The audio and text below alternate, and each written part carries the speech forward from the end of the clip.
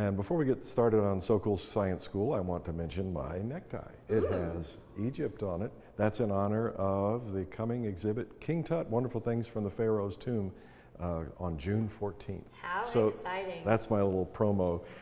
Today's science school is one that really people have done many times and probably seen many times, but there's always kind of a new generation, especially of youngsters who haven't seen it, who can really get fascinated by this little bit of scientific principle. And what we have is some carnations.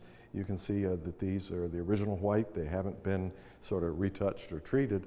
But then what we've done with those carnations is taken some of them and put them into glasses of colored water. Now, you can get the colored water to do this, like from a craft store or whatever. You can use food coloring.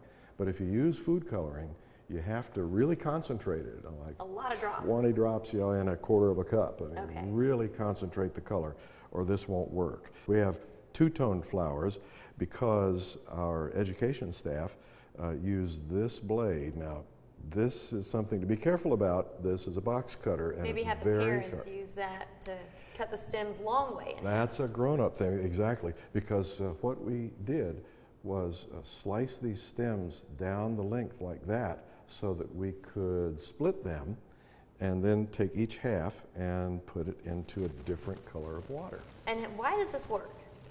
The plant has a natural ability to pull up water and nutrients from the soil, and that comes from the structures that we can show. So there it is. Take a look. You can see what are called the xylem and phloem, the tubes that are inside the stem that pull that up. And then, why does it rise up the tube? Why doesn't gravity just keep it down? Because of a property known as capillary action. When you have a little thin tube and you put it in a fluid, that will tend to rise up the tube. And so make for some beautiful flowers. It does, and this is just a lot of fun. This does take a couple of days. So when you put the flowers into the colored water, just let them sit, and it'll come out with these beautiful colors.